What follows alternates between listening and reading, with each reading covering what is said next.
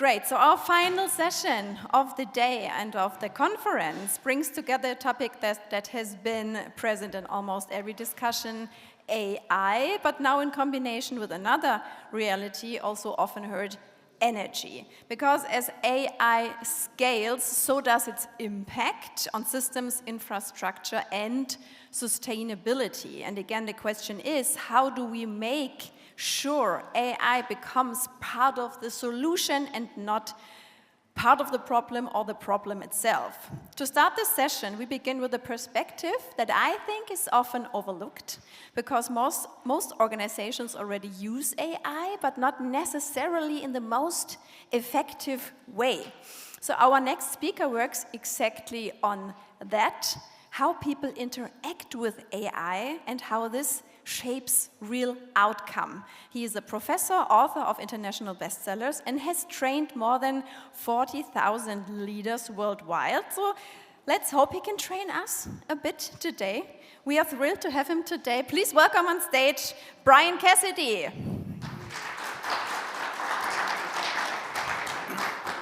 Do I have a little thing? Where is it? Is it the right one? Yes, this is the right one. Thanks. And now we switch the presentations to Professor Cassady, please. Hello, everybody. I wish I could do an introduction in German. I would be very happy with that, but I cannot. And we will see what comes up. So while the slides are coming up, let me talk to you a little bit about what you're going to see today. Everybody's talking about AI. Everybody's saying, oh, what an amazing thing. And some people are really negative about AI. What I think is the thing that's coming up, AI is getting better, better, and better. And the weak point in the system is no longer the tools or the technology. The weak point in the system right now is us, how we actually use AI. So I'm going to tell you some stories. Hopefully you'll learn something. If you don't, go from there. So I'm going to start with a story. A while ago, my mom came to Europe for my daughter's birthday. And as you do, sometimes you talk to your mom about your work. And I talked to her a lot about AI. She got home. I called her. I said, Mom, how you doing? She said, Bryan, we're absolutely exhausted. We don't have time to get something for dinner. We can't go out. Nobody delivers here. And she said, Bryan, can your AI thingy do something with this? Of course, you know, as mothers do, sort of trying to needle you a bit. And I said, Mom, why don't you do this? Take out your phone, take a picture of what's in the fridge. And what I want you to do is, with that picture, I want you to ask AI what you can make for dinner tonight. What did she have? She had a lemon, she had some wrinkly old zucchini. All the things came together. She tried it. And she said, damn it, Bryan, I hate to admit you're right. That AI stuff works. What she came back with was a recipe for tomato, zucchini, lemon pasta, all that stuff coming together. Now, the trick here wasn't the AI. The trick was asking the right question, coming in the right way. And what I can tell you is if my mom can use AI effectively, I'm certain you can. Now, what's happening with AI? I've asked the question all the time. My answer is everything and not very much. What I think most of you do if you're using AI is you're looking for tools. There's a site out there, and this image is a bit old, called There's an AI for That. On that site, there's 36,000 tools. And what do you think you need to do? Oh my God, I gotta learn that tool, that tool, that tool, that tool, that tool. There's always this fear of missing out. And what I want to tell you, it's not about the tools. It's about you. It's about what you do differently and how you use AI differently so that you can use any one of those 36,000 tools more effectively. So research has shown that AI can make people faster, better, quicker, more intelligent, more capable about everything that they're doing. But the facts are, less than 10% of working professionals are seeing any positive benefit from the use of AI. In fact, AI a lot of times is adding more work than it removes. And I think the issue is effectively how we use it. So I'm going to take you through a few things that we do. We do it with AI. We do it in the rest of life. These are natural biases in the way we work. I'll take you through them one at a time. First of all, there's overconfidence bias. What happens when AI gives you an answer? You think, God, that must be good. It must be right. We tend to trust it, especially when AI is giving it back to us, because it sounds confident. And when somebody sounds confident, we tend to believe it. There's a present bias. What do? I don't know what to do. You go on AI, I write your email, I write your meeting notes or whatever. Boom, it feels good. It's done. We stop. That's good enough. There's an automation bias, which is we tend to believe technology. If AI said it, it must be right. There's cognitive offloading, which for me is probably the biggest thing in the world. You get in your car, you're driving someplace, and you find out that you're about 100 meters away from your destination. But you don't know that. The AI tells you to take a tour around, and you go all the way around the block. You do a 1-hour tour, 1 mile tour. You come back to where you were. What's happened? Your brain is off. When AI is thinking for you, when technology is thinking for you, you stop thinking. There's authority bias.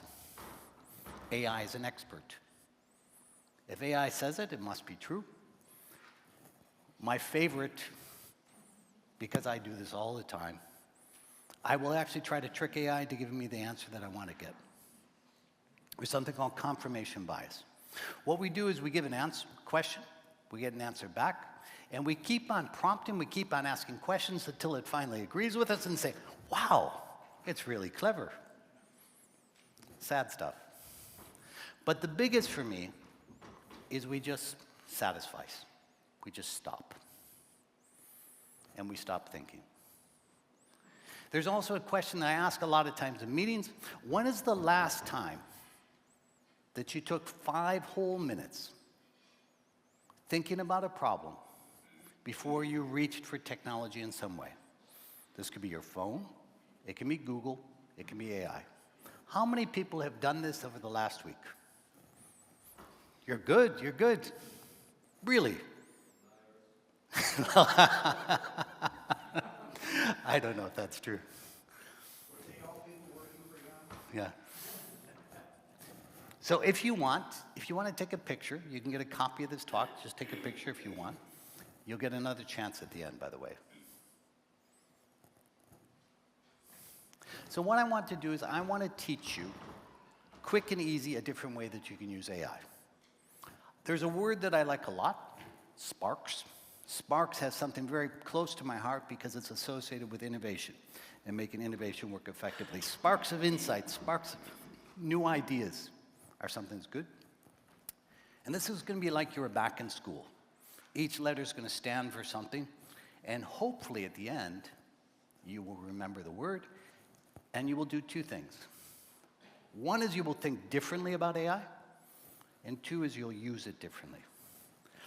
I can make you a promise. If you're willing to do this, your use of AI will change within the next 20 minutes. It's a promise.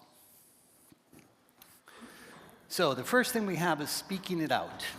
Do you know how fast you talk versus how fast you type? Typically, we talk at somewhere between 140 and 180 words per minute. We type, if you're really good, 60 words a minute. One of the things you can do with AI is instead of typing in your questions, you can actually talk about what you want to do. What happens is when you talk, you think freely, you don't filter your thoughts, and your thoughts become your real thoughts. There's also something really incredible you can do as an individual when you talk, and that is what we all do as human beings. The oldest skill we have as far as communication is to tell a story. There's a book I like a lot. It's called Primal Intelligence. And We did a retrospective. We took some data that we had looking at the ability for AI and humans to generate ideas. And we had a comparison point, which was the quality of ideas generated. If we take humans, just generate me an idea for this, score 100. We give them a story about what they want to do, they get better. Because the story gives us context. If you look, the impact there of the story is actually bigger than the impact of adding AI into the ideation process. But the big number that comes up is if you take human ability, a story, and AI, what you get with the same people, the same moment, the same context, is approximately 3 times better ideas. If you remember only one thing from the talk today, what I want you to remember is the next thing. How do most of you use AI? You use it like a search engine. You use it like a vending machine. You have a question, you type it in, it pops you an answer back. You say, wow, that's pretty good. What I want to tell you is you can change this with a change of mentality. What I want you to do is to think about how you can pivot roles. Instead of you asking questions, have AI ask you questions. And I'm going to give you a prompt that you could use, which will do just that. And I'm going to read this out because I don't remember it from my head. Dear AI, I'd like your help figuring out how AI can best support our sustainability roadmap. Ask me questions one at a time about our targets, our current initiatives and constraints, until you have enough context to give a few obvious and few non-obvious recommendations. What do you think is going to happen? It's going to start asking you questions. You're going to start giving answers. It'll keep on. My guess, if you do this, it'll take you about 10 minutes. But it will be one of the best conversations you have. It's going to be as good as a conversation you have with an expert in your field, and you will come back with some amazing results. Now, the magic here is not the prompt, but it's the process. What AI is trying to do is it's trying to fill in the blanks. Ask me questions until you can do this. Does that make sense? Anybody going to try it? I hope so. Third point is asking for more. Some of you might know how AI works. Some of you might not. AI is designed to do one thing, which is to give you the most average, most predictable response to anything you ask it a question. You ask it a question, it will give you back something bland. What's the best flavor of ice cream? Vanilla. No, the best flavor of ice cream is a lot more exciting than that. What you need to realize is that ideas, concepts, things that you want to work on are grown over time. It's not the first idea with human being. It's not the first ideas with AI. What you need to do is you need to keep the process of asking for more and more. Each time you ask for more, the ideas will get better. You might even have a talk going backwards. Say, you know what, I don't like that because of this. And you keep on going. With human beings and with AI, the best way to get more insights, more ideas, is not by working harder, but it's to change the way that you work. R is about reframing what you do, to ask your question from a different way.